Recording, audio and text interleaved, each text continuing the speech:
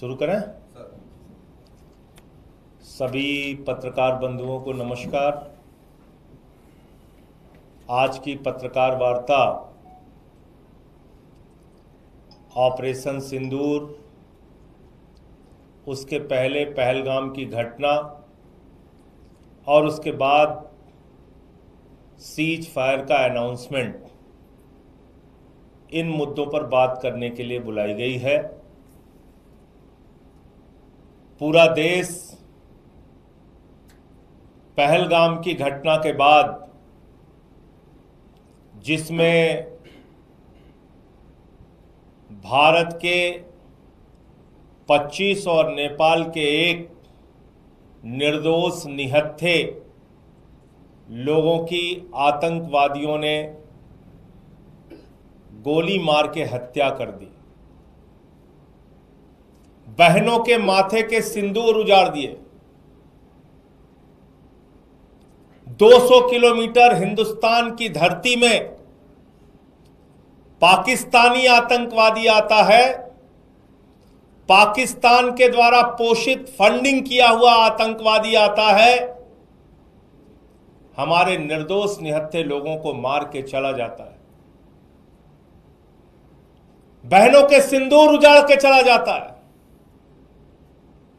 और उस घटना से पूरे देश में आक्रोश और गुस्सा है। आज भी लोग भूल नहीं पाए हैं उसको। उसके बाद भारत की सरकार सर्वदलीय बैठक बुलाती है, पूरी घटना की जानकारी देती है और फिर ऑपरेशन सिंदूर की शुरुआत भारतीय सेना के द्वारा किया जाता है। भारत की सेना ने अपना गौरव, अपना पराक्रम, अपना शौर्य, अपनी बहादुरी का परिचय दिया। पाकिस्तान में घुस के 9 आतंकी ठिकानों को ध्वस्त कर दिया, बर्बाद कर दिया। हम सेना के शौर्य को नमन करते हैं, उनकी बहादुरी को नमन करते हैं। भारत की सेना ने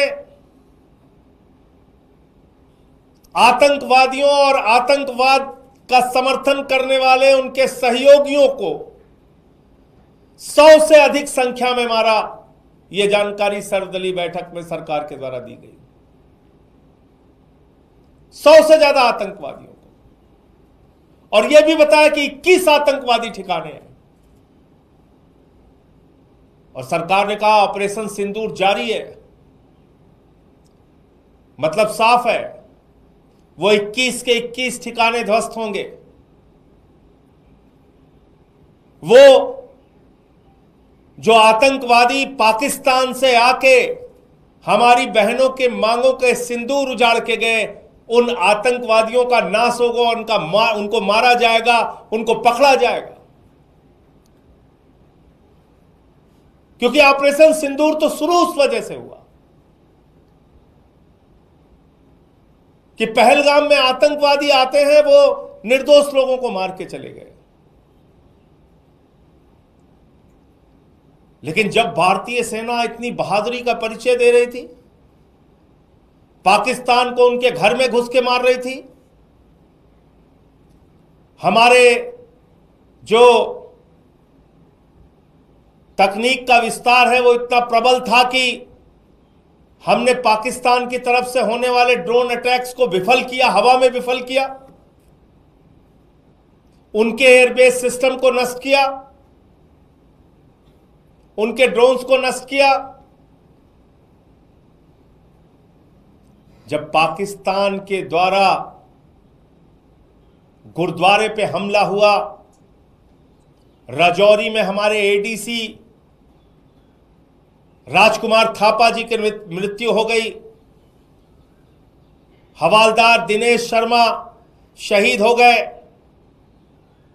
अली शेख जी शहीद हो गए, सब इंस्पेक्टर इम्तियाज शहीद हो गए, पवन कुमार जी शहीद हो गए, राजस्थान के हमारे लाल शहीद हो गए। हमारे सेना के जवान अपनी शहादत देकर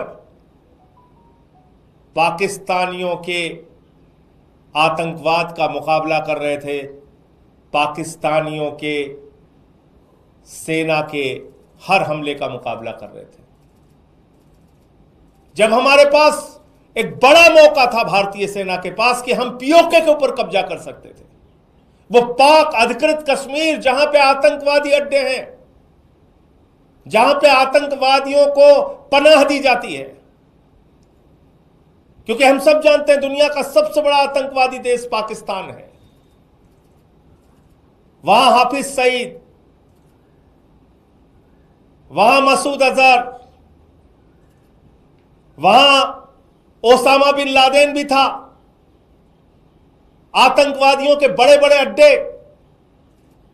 और जब मसूद अजहर के परिवार के लोगों को निशाना बनाया गया तो सेना के अधिकारी उनके अंतिम संस्कार में शामिल होते हैं। पाकिस्तान के सेना के अधिकारी आतंकवादी के परिवार के मारे जाने पे उसके अंतिम संस्कार में शामिल होते हैं, और अमेरिका के द्वारा प्रतिबंधित आतंकवादी वहां पे दिखता है।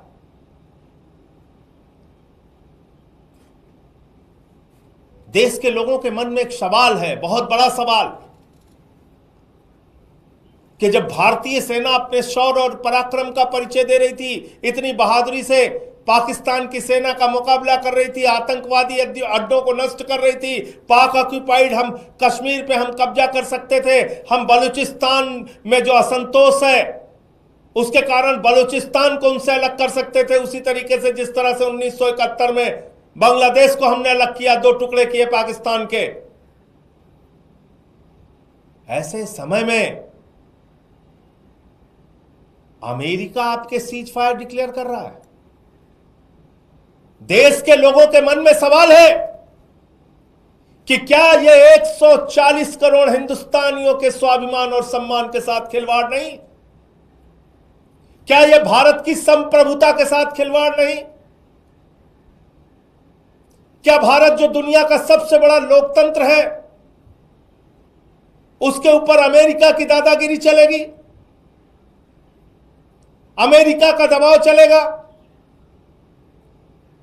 भारत और पाकिस्तान के बीच में जब भारतीय सेना अपने लक्ष्य को पाने की दिशा में अग्रसर थी, उस समय अमेरिका की धरती से सीज फायर डिक्लेयर हो रहा है।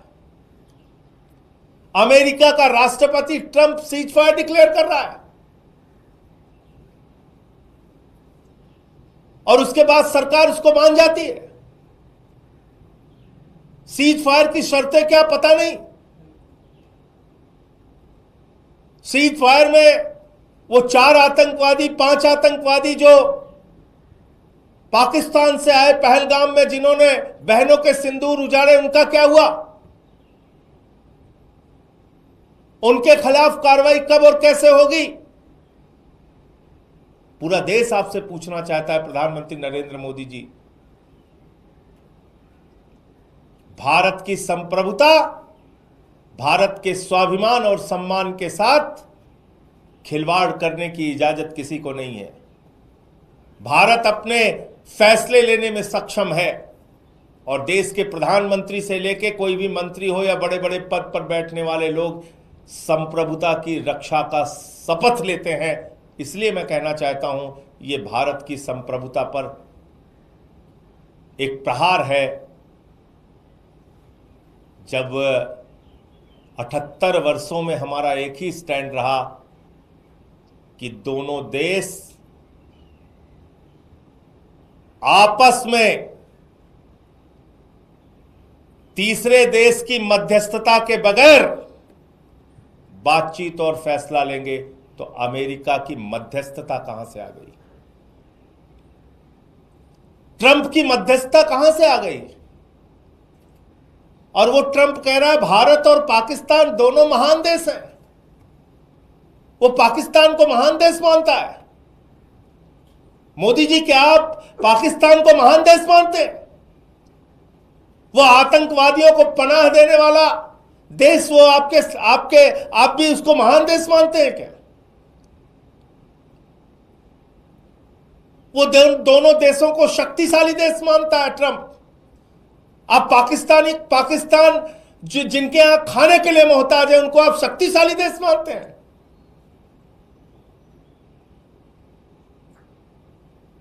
वो कह रहा है न्यूट्रल वेन्यू पे बातचीत होगी। किसने तय किया? कब तय हुआ? कहां यह फैसला हो गया? वो कह रहा है कश्मीर के मुद्दे पे भी बातचीत होगी। इसलिए ये पूरे देश के मन में गुस्सा है, नाराजगी है और लोगों के मन का सवाल है जिसको प्रधानमंत्री को सामने आके जवाब देना चाहिए। प्रधानमंत्री जी को इन विषयों पे, इन सवालों पर जवाब देना चाहिए। अमेरिका कौन होता है हमारे फैसले? वो कह रहा है दोनों देशों के बीच में व्यापारिक संबंध स्थापित करेंगे। जो गद्दार देश 3 घंटे तक सीज फायर का पालन नहीं कर सका, उस गद्दार देश से आप उम्मीद करते हैं आप वहां के साथ व्यापारिक संबंध स्थापित करेंगे अमेरिका के कहने पर?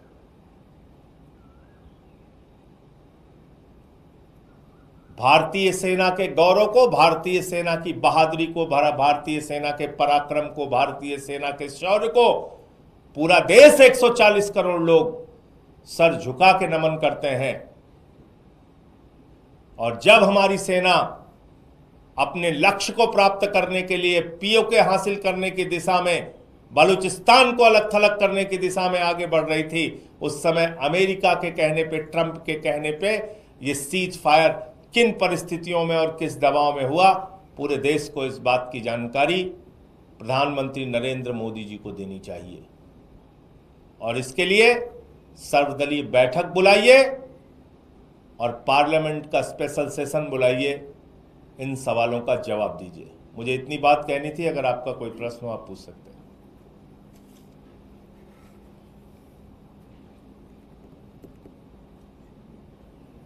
Thank you.